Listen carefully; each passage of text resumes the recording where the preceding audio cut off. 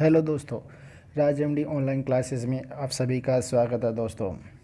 नमस्कार दोस्तों आज का टॉपिक हमारा यानी राजस्थान के इतिहास में कुछ राजस्थान इतिहास विशेष के बारे में जानकारी करेंगे दोस्तों, जो हमारी एग्ज़ाम के लिए हम महत्वपूर्ण इम्पोर्टेंट यानी पॉइंट ढूंढ के लेकर आज उनके बारे में परिचर्चा करेंगे दोस्तों। आपका टाइम बर्बाद न करते हुए दोस्तों हम स्टार्ट करते हैं राजस्थान का इतिहास।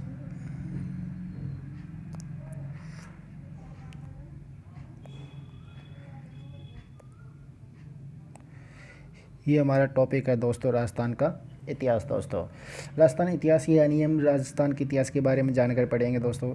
इसमें से हम तो सबसे पहले स्टार्ट करते हैं दोस्तों, यानी भारत में इतिहास का पिता किसे कहा जाता है। भारत में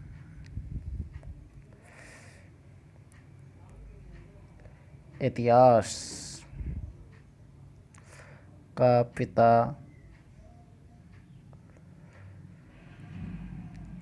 वेद व्यास को कहा जाता है दोस्तों। किसे कहा जाता है दोस्तों, यानी वेद व्यास को कहा जाता है दोस्तों।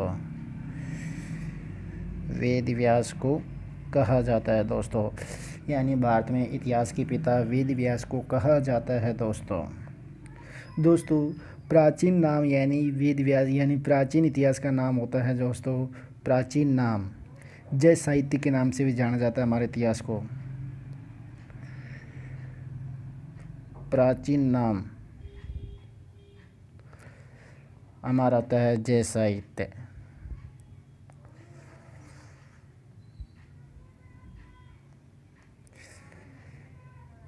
यानी प्राचीन नाम में किस नाम से जाना जाता है दोस्तों, यानी जय साहित्य के नाम से जाना जाता है दोस्तों।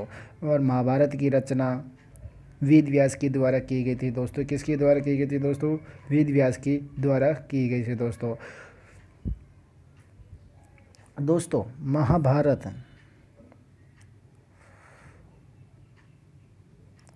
महाभारत को संस्कृत में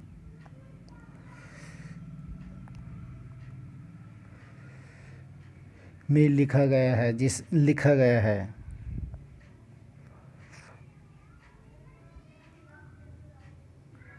जिसमें 1,00,000 श्लोक का संकलन किया गया है। 1,00,000 श्लोकों का संकलन किया गया है दोस्तों। किसमें, महाभारत में दोस्तों। दोस्तों हम नॉर्मली यानी इतिहास की परिभाषा समझते हैं दोस्तों। जो हमारी इतिहास के बारे में विभिन्न विद्वानों ने विभिन्न परिभाषा दी गई दोस्तों। इसमें आती है हमारी पहली परिभाषा है इतिहास।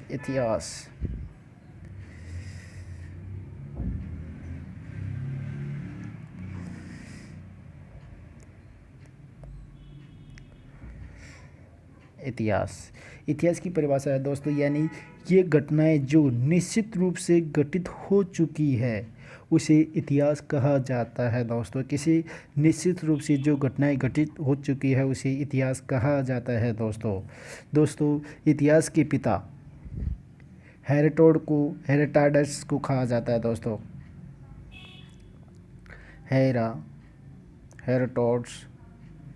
हेरोडोटस को कहा जाता है। ये हमारा क्या है, इतिहास के पिता कहा जाता है, जो विश्व में होता है दोस्तों अब नॉर्मली आगे बढ़ते हैं अगले पॉइंट पे दोस्तों। राजस्थान में इतिहास लेखन का सर्वप्रथम प्रयास मोहत नैन्सी के द्वारा किया गया था। राजस्थान में इतिहास लेखन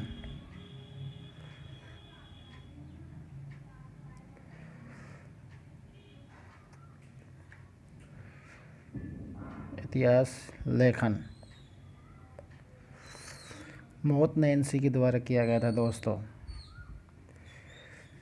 मोहन नैन्सी के द्वारा किया गया था दोस्तों राजस्थान का कवि जसवंत सिंह को कहा जाता है दोस्तों। यानी राजस्थान का कवि जसवंत सिंह को कहा जाता है दोस्तों।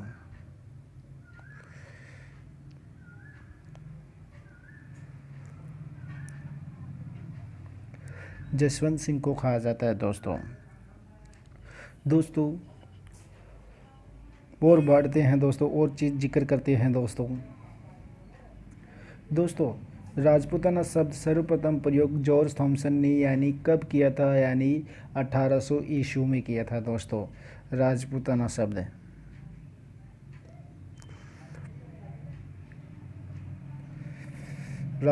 शब्द प्रयोग किया था जॉर्ज थॉमसन ने किया था। कब किया था दोस्तों? 1800 ईस्वी में किया था।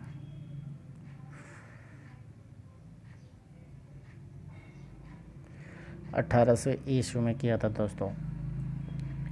राजपूताना शब्द किसने किया था दोस्तों? यानी इस शब्द का प्रयोग जॉर्ज थॉमसन के द्वारा किया गया था दोस्तों। इसकी जानकारी का स्रोत हमें इसी पुस्तक से मिलता है दोस्तों, यानी the military memorial of Mirza George Thomson, जो 1805 में लिखी गई थी दोस्तों। और विलियम फ्रैंकलिन पुस्तक के लेखक है दोस्तों। कौन सी? इस पुस्तक के लेखक कौन है? यानी विलियम फ्रैंकलिन। कौन सी पुस्तक से जानकारी मिलती है राजपूताना शब्द की जानकारी दोस्तों? The military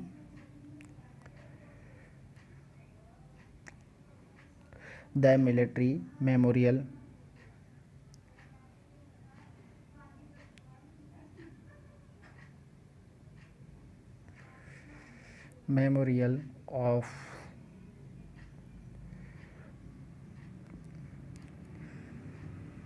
mister George Thompson.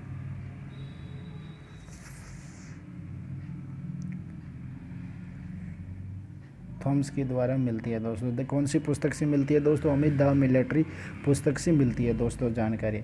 दोस्तों राजपूताना यानी राजस्थान शब्द का सर्वप्रथम प्रयोग कर्नल जेम्स टोड के द्वारा किया गया था। राजस्थान शब्द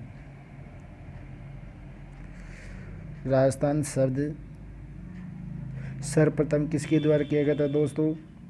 राजस्थान शब्द का सर्वप्रथम यानी कर्नल जेम्स टोड के द्वारा प्रयोग किया गया था।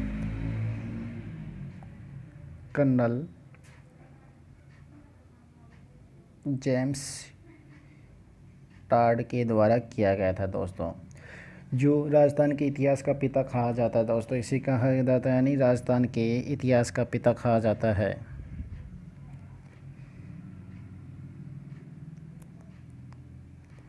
इतिहास का पिता यानी राजस्थान के इतिहास का पिता किसे कहा जाता है? कर्नल जेम्स टोड को कहा जाता है दोस्तों। किसे? कर्नल जेम्स टोड को। राजस्थान शब्द का सर्वप्रथम प्रयोग कर्नल जेम्स टोड ने प्रयोग किया था और इसे इतिहास का पिता भी कहा जाता है दोस्तों ये हमारे शब्द है। उसने कर्नल जेम्स टोड की पुस्तक कौन सी है उसके बारे में हम आपको बताते हैं दोस्तों। अब आगे उनकी पुस्तक है, कर्नल जेम्स टोड की पुस्तक है the annuls and activities of Rajasthan. पहली पुस्तक कौन सी है? The annuls and activities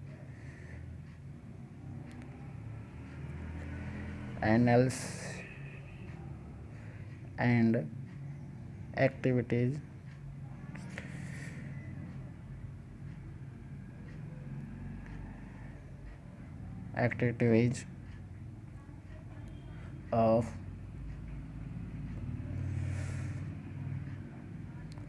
Rajasthan. The annuls and activities of Rajasthan ये पुस्तक यानी कर्नल जेम्स टोड के द्वारा लिखी गई थी। कब दोस्तों? यानी ये लिखी गई थी 1829 में दोस्तों। कब लिखी गई थी दोस्तों? यानी ये 1829 में लिखी गई थी दोस्तों। अब बढ़ते हैं आगे दोस्तों, हमारा मेन टॉपिक स्टार्ट करते हैं दोस्तों, इतिहास। ये हमारी क्या थी? यानी बेसिक जानकारी थी दोस्तों। कौन सी थी? ये बेसिक जानकारी थी दोस्तों। हमारा अगली अब क्लास स्टार्ट करते हैं दोस्तों, सर्वप्रथम इतिहास।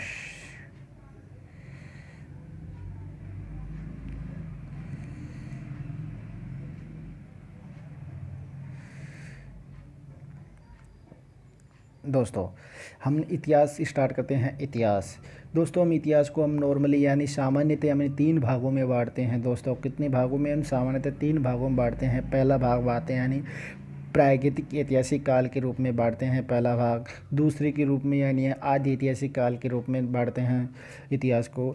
तीसरा भाग यानी ऐतिहासिक काल में बांटते हैं दोस्तों। यानी हम सामान्यतः यानी इतिहास को 3 भागों में बांटा है दोस्तों। कितने भागों में बांटा है दोस्तों? हमने 3 भागों में। पहला है प्रागैतिहासिक काल, आदि ऐतिहासिक काल और ऐतिहासिक काल।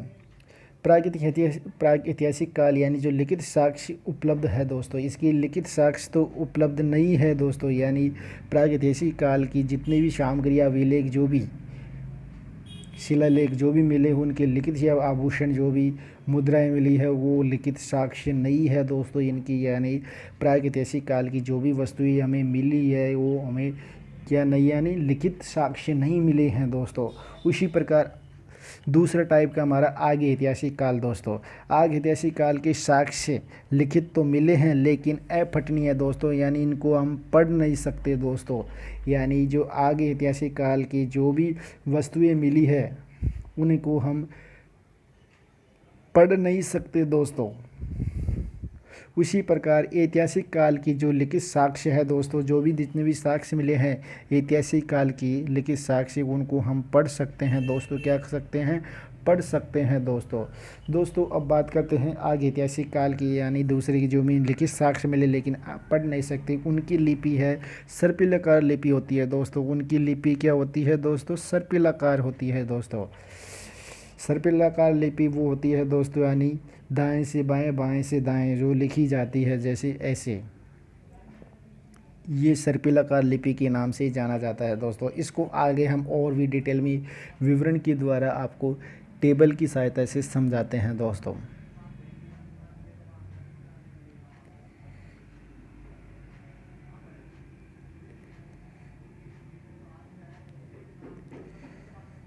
दोस्तों ये रहा, ये इनको कहा जाता है, यानी सर्पिलाकार लिपि भी कहा जाता है दोस्तों। ये लिपि है बाएं से दाएं, बाएं से दाएं, बाएं से दाएं, दाएं से बाएं दोस्तों। ये हमारी सर्पिलाकार लिपि है दोस्तों। कौन सी सर्पिलाकार लिपि है? इसी लिपि को गोमूत्र लिपि के नाम से भी जाना जाता है दोस्तों। किसी नाम से जाना जाता है? गोमूत्र लिपि के नाम से भी जाना जाता है दोस्तों। ये हम बात के लेवल के रूप में बात करते हैं दोस्तों। इसी लिपि को हम यानी फुस्तोफोदन लिपि के नाम से भी जाना जाता है दोस्तों। किस नाम से जाना जाता है? फुस्तोफोदन लिपि के नाम से जाना जाता है, सर्पिला लिपि के नाम से जाना जाता है, गोमूत्र लिपि के नाम से भी जाना जाता है दोस्तों हमने आपको बताया था, यानी इतिहास को हम सामान्यतः कितने भागों में बांटे हैं? 3 भागों में बांटे थे, प्रागैतिहासिक काल और आगे ऐतिहासिक काल और ऐतिहासिक काल। प्रागैतिहासिक काल की जो भी वस्तु साक्ष्य मिले वो यानी उपलब्ध नहीं है, और आगे ऐतिहासिक काल की साक्ष्य मिले जो लिखित तो है पर अपठनीय है दोस्तों। और एक ऐतिहासिक काल की जो साक्ष्य मिले हो वो पठनीय है दोस्तों अब बात करते हैं वही, यानी आगे ऐतिहासिक काल की हम बात कर रहे थे दोस्तों।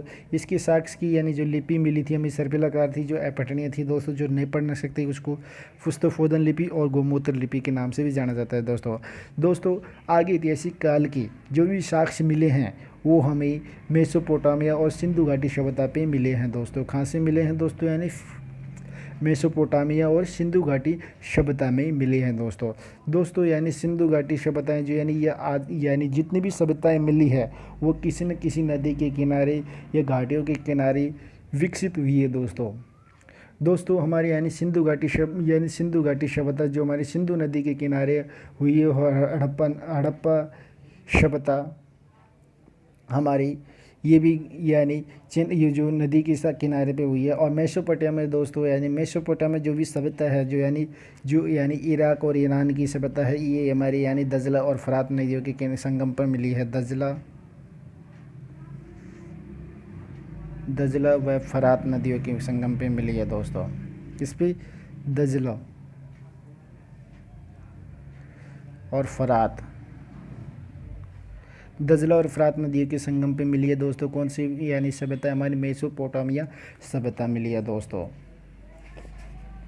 हमारी ये चीन सभ्यता भी, ये भी किसी न किसी नदी के किनारे यानी सांगे की नदी के किनारे मिली हुई है दोस्तों।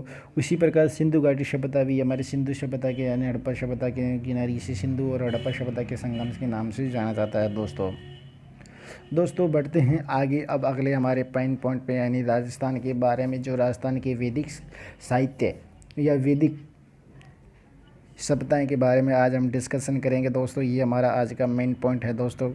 उसी प्रकार हम राजस्थान के मेन पॉइंट को लेते हैं दोस्तों। राजस्थान की वैदिक सभ्यता के बारे में हम डिस्कशन करते हैं दोस्तों। वैदिक सभ्यता में राजस्थान में आ जाता है सर्वप्रथम कालीबंगा दोस्तों। किस आती है कालीबंगा दोस्तों। कालीबंगा को काले रंग की चूड़ी कालीबंगा का शाब्दिक करता है दोस्तों काले रंग की चूड़ियाँ यानी कालीबंगा का शाब्दिक करता है दोस्तों काले रंग की चूड़ियाँ है दोस्तों। क्या नाम है दोस्तों काले रंग की चूड़ियाँ है। कालीबंगा का शाब्दिक करता है काले रंग की चूड़ियाँ दोस्तों कालीबंगा ये घग्गर नदी सरस्वती नदी और देश वाली नदी व मृत नदी के किनारे बसी हुई है दोस्तों। घग्गर नदी को सरस्वती के नाम से भी जाना जाता है और देश वाली नदी के नाम से और मृत नदी के नाम से और नट नदी के नाम से भी जाना जाता है दोस्तों। हमारी कालीबंगा सभ्यता सरस्वती नदी के किनारे बसी हुई है, जो हमारे प्राचीन काल के नाम से भी ख्यात है दोस्तों। इसे मृत नदी के नाम से भी जाना जाता है दोस्तों कालीबंगा सभ्यता हम बात करते हैं इनकी वर्तमान कौन से ज़िले में है। ये हमारे वर्तमान है हनुमानगढ़ ज़िले में है दोस्तों। कौन सी हनुमानगढ़ ज़िले में है दोस्तों। इसी के साथ इसी की एक और पीलीबंगा सभ्यता मिली कालीबंगा के साथ ही ये कौन सी सभ्यता मिली है दोस्तों पीलीबंगा सभ्यता मिली हुई है दोस्तों। कौन सी दोस्तों पीलीबंगा सभ्यता ही मिली हुई है कालीबंगा के समय की पीलीबंगा भी सभ्यता हमारे हनुमानगढ़ ज़िले में ही मिली है दोस्तों इसके अब इसकी कालीबंगा की सर्वप्रथम खोज लुईस पीस तेस्ती तोरी के द्वारा की गई थी दोस्तों। किसके द्वारा की थी लुईस पी तेस्ती तोरी के द्वारा की गई थी दोस्तों। लुईस पीस तोस्ती के द्वारा कालीबंगा का सर्वप्रथम खोज की गई थी दोस्तों। कालीबंगा सभ्यता के बारे में सर्वप्रथम जानकारी किसने दी थी दोस्तों लुईस पी तेस्ती तोरी के द्वारा दी गई थी दोस्तों। किसके द्वारा की गई थी दोस्तों लुईस पीस तेस्ती के द्वारा कालीबंगा की सभ्यता की जानकारी दी गई थी दोस्तों इसकी प्रथम खोज करते कालीबंगा की प्रथम खोज करता है अमलानंद घोष दोस्तों। कौन सा अमलानंद घोष जो 1952 में खोज की थी दोस्तों। कब की थी 1952 में। उसके बाद दोस्तों कालीबंगा का कार्यकाल आता है कालीबंगा के 1952 में अमलानंद घोष के द्वारा खोज करने के बाद कुछ और विद्वानों ने की थी जो ब्रजवासी लाल वीवी लाल ने 1961-1969 तक खोज की थी दोस्तों। 1961 में ब्रजवासी लाल की वीवी लाल ने की थी और बालकृष्ण थापर BK थापर के द्वारा भी खोज की जानकारी इनकी खोज की गई थी दोस्तों। इसकी ये कालीबंगा स्वतंत्रता के बाद खोज किया गया पहला स्थल है दोस्तों। स्वतंत्रता के बाद खोजा गया पहला स्थल कालीबंगा है दोस्तों कालीबंगा का काल काल या समय उनको हम कार्बन पद्धति के अनुसार नापते हैं दोस्तों। उसका कार्यकाल 2350 ईसा पूर्व से 1750 ईसा पूर्व है दोस्तों। कार्बन पद्धति के अनुसार कालीबंगा का कार्यकाल है 2350 से और 1750 ईसा पूर्व तक है दोस्तों। ये हमारा कालीबंगा सभ्यता के बारे में जानकारी है दोस्तों कालीबंगा सभ्यता में भाषा का प्रयोग किया गया था दोस्तों। वो हमारी सिंधी भाषा का प्रयोग किया था। कौन सी भाषा का प्रयोग किया था दोस्तों सिंधी भाषा का प्रयोग किया गया था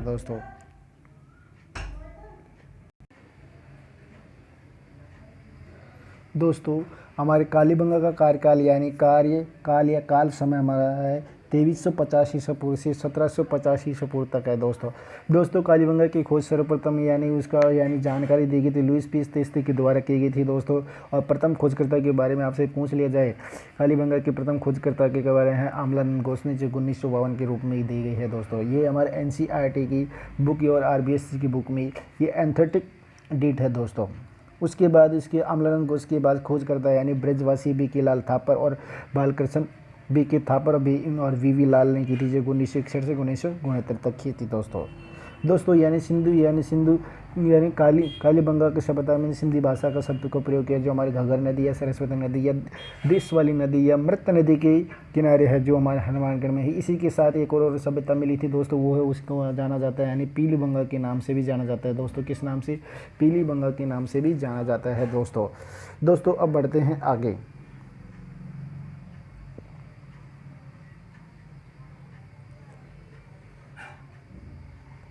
दोस्तों कालीबंगा सभ्यता ही लेते हैं पहला पॉइंट, यानी इसी में यानी कालीबंगा सभ्यता वो हमने खोज करता और उनकी बेसिक बारे में जानकारी मिली थी दोस्तों कालीबंगा यानी जो हमारे कांस्य सभ्यता, कांस्य युगीन सभ्यता है दोस्तों। कौन सी सभ्यता है दोस्तों? यानी कांस्य युगीन। कांस्य युगीन का मतलब होता है यानी कांस्य यानी कांसा और लोहे का मिश्रण पाया जाता है दोस्तों। वहाँ पे कांसा या लोहे की वस्तुएं मिलना यानी कांस्य युगीन सभ्यता है दोस्तों कालीबंगा सभ्यता स्वतंत्रता का यानी स्वतंत्र के बाद प्रथम पुरातात्विक स्थल है जिसका उत्खनन स्वतंत्रता के बाद किया गया था दोस्तों। यानी आपको हमने पहले भी जिक्र अभी बताया गया था दोस्तों, यानी हमारी आज़ादी के बाद यानी स्वतंत्रता के बाद पहला सभ्यता जो खोजा गया स्थल वो कालीबंगा थी दोस्तों। कौन सी? कालीबंगा थी दोस्तों यानी हनुमानगढ़ में ही कालीबंगा संग्रहालय की स्थापना की गई है दोस्तों। किसके द्वारा? राज्य सरकार के द्वारा 1985 व 86 में इसकी स्थापना की गई थी दोस्तों। यानी कालीबंगा संग्रहालय स्थापना यानी कहाँ पे? हनुमानगढ़ में की गई थी दोस्तों। किसके द्वारा? राज्य सरकार के द्वारा 1985 व 86 में की गई थी दोस्तों इसी के बारे में और आगे हम बढ़ते हैं पॉइंट पे दोस्तों।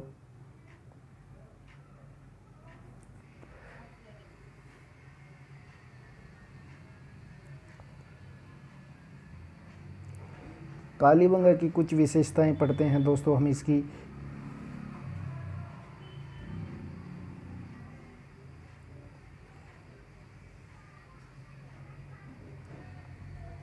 दोस्तों कालीबंगा को है इतिहासकार दशरथ शर्मा ने, किसने? दशरथ शर्मा ने, इतिहासकार दशरथ शर्मा ने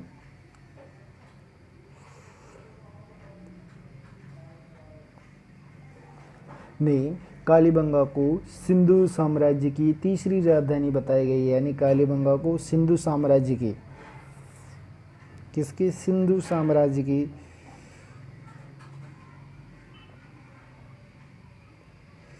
सिंधु साम्राज्य की तीसरी राजधानी बताई गई है दोस्तों। कौन सी राजधानी? यानी तीसरी राजधानी,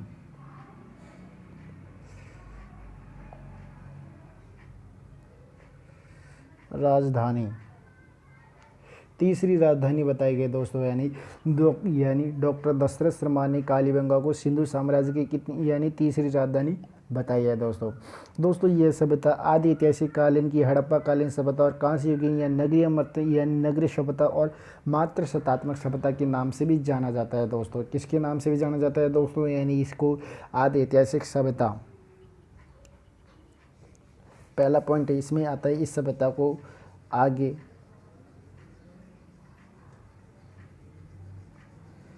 ऐतिहासिक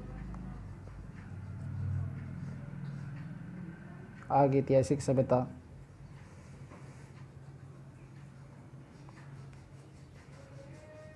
हड़प्पा सभ्यता,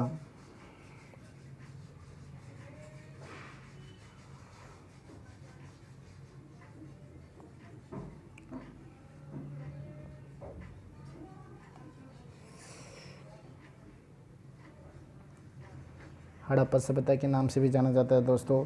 कांस्य युगीन के नाम से भी जाना जाता है।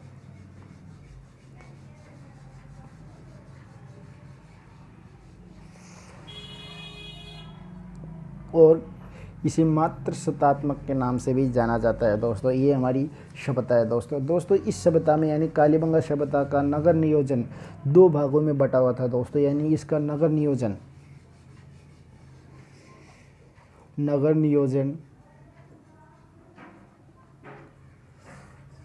2 भागों में बटा हुआ था दोस्तों। वो कैसे बटा हुआ था आपको हम अभी ड्रॉ करके बताते हैं दोस्तों।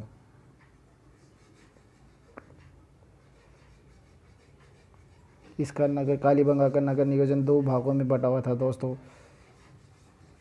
पहला था पश्चिमी भाग,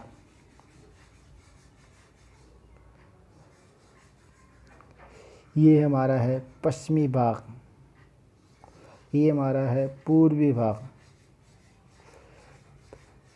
इसमें ऊपरी टीला,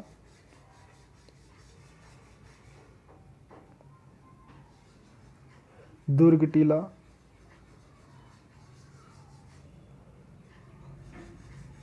इसी में अधिकारी वर्ग,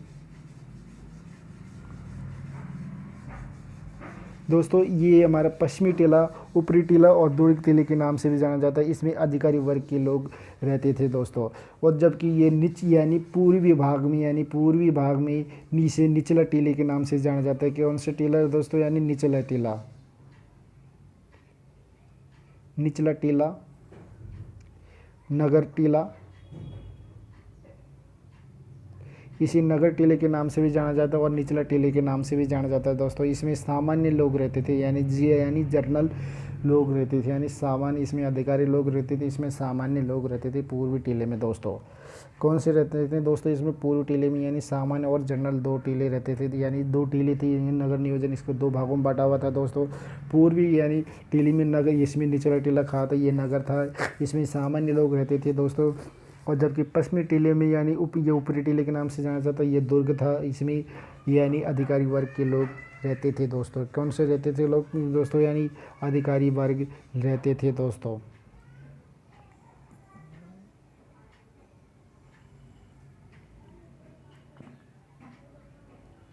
दोस्तों और बढ़ते हैं आगे दोस्तों, हमारा यानी नगर की विशेषताएं के बारे में कौन कौन सी है, कौन कौन सी नहीं है दोस्तों।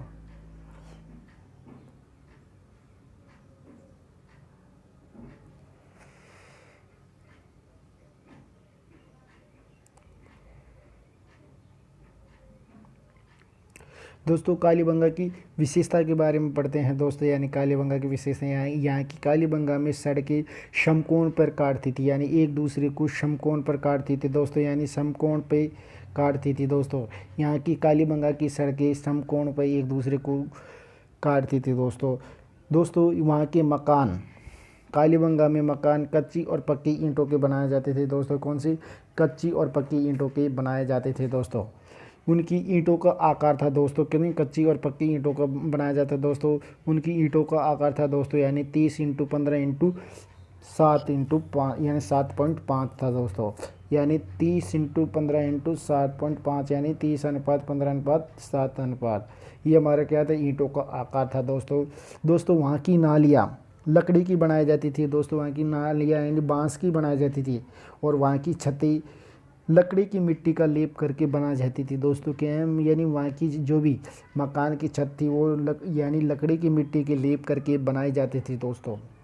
दोस्तों वहाँ के मकान की पद्धति थी ऑक्सफोर्ड पद्धति व जाल पद्धति और ग्रीक पद्धति के नाम से, ग्रीक पद्धति या चैम्फोर्ड पद्धति के नाम से जाना जाता है दोस्तों। वहाँ के मकानों की जो भी पद्धति है, यानी मकान बनाने की पद्धति, ऑक्सफोर्ड पद्धति, जाल पद्धति या ग्रीक चैम्फोर्ड पद्धति के नाम से भी जाना जाता था दोस्तों। यानी ऑक्सफोर्ड पद्धति, जाल पद्धति और ग्रीक पद्धति व चैम्फोर्ड पद्धति के नाम से हमारे इस पद्धति से वहाँ के मकान बनाए जाते थे दोस्तों। मकान और भवन यानी मकान, यही दोस्तों मकान या भवनों की उनके दरवाजे यानी मेन सड़क पे नहीं खुलते थे, जो आगे की ओर नहीं खुलते थे बल्कि पीछे की ओर खुलते थे। वहाँ के मकानों, कालीबंगा में मकानों की यानी दरवाजे पीछे की ओर खुलते थे दोस्तों। कहाँ पे? यानी पीछे की ओर खुलते थे दोस्तों। दोस्तों वहाँ पे मकानों की चिनाई का कार्य इंग्लिश बॉन्ड सिस्टम के आधार पर किया जाता था दोस्तों। किसके आधार पर किया जाता है? इंग्लिश बॉन्ड सिस्टम के आधार पर किया जाता है दोस्तों। यानी इंग्लिश बॉन्ड सिस्टम के आधार पर किया जाता था दोस्तों वहाँ से हमें लकड़ी की नालियों के साक्ष्य मिले थे, कच्ची पक्की ईंटों के साक्ष्य मिले थे। वहाँ पे मकानों की पद्धति ऑक्सफोर्ड जाल पद्धति, ग्रीक नोवा पद्धति और वहाँ की सड़कें एक दूसरे को समकोण पर काटती थी दोस्तों, यानी समकोण पर काटती थी दोस्तों। वहाँ के मकानों के दरवाजे पीछे की ओर खुलते थे दोस्तों। कौन से? यानी पीछे की ओर खुलते थे दोस्तों। और जानते हैं कालीबंगा की विशेषताएं दोस्तों।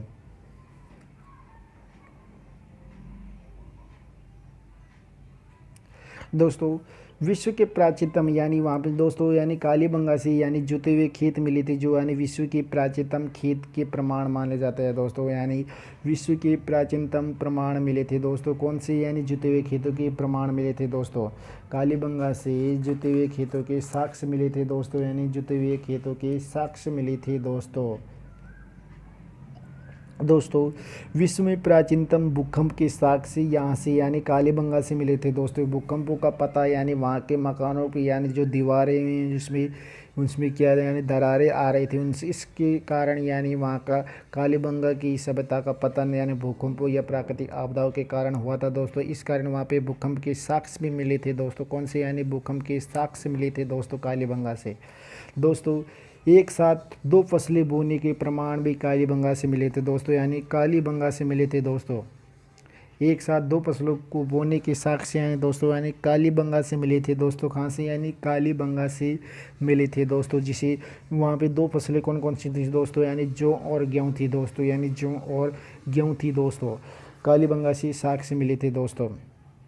दोस्तों इसकी आगे की बातें यानी शेष बातें हम अगले वीडियो में करेंगे दोस्तों। कौन से वीडियो में, हम अगले वीडियो में करेंगे दोस्तों।